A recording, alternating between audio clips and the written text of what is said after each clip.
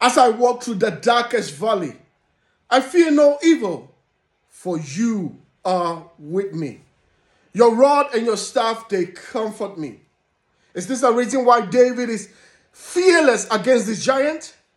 You see, David in Psalms 23 verse 4 shares something remarkable with us.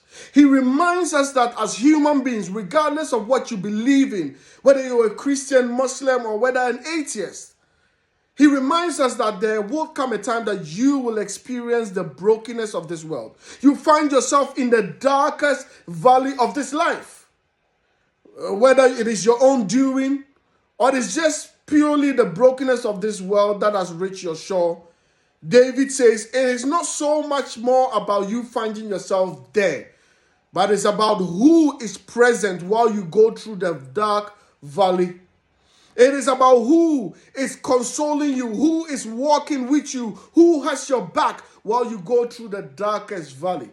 Imagine falling down and finding a hand holding you and lifting you up.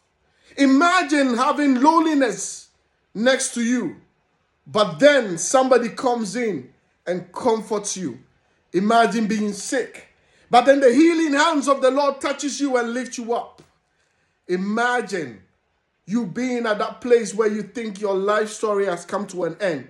But that still small voice reminds you that you are still valuable, that you are still a prince, a king, you are still a queen, a princess of God. You are still one of the key people that God needs present in this generation, needs you present to be able to lift his name up high, to be able to make a difference in the lives of others. Imagine not going through this life alone, but having somebody that you can lean on, somebody who you can talk to, somebody who you can embrace, somebody who is willing to wipe your tears away.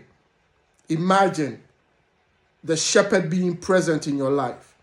You see, Christ Jesus opens his arms wide and says, "Behold, I stand at the door and knock. If you open it wide, I will come and dine with you." I hope that regardless of where you are, whether you are in the dark valley or on top of the mountain looking at the sunshine, you will embrace him, open that the door wide so that he can dine with you.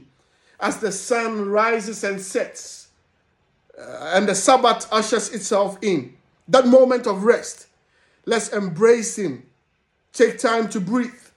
Take time to sit and rekindle what happened this week. And most of all, take time to rest. A happy Sabbath to you all, and God bless.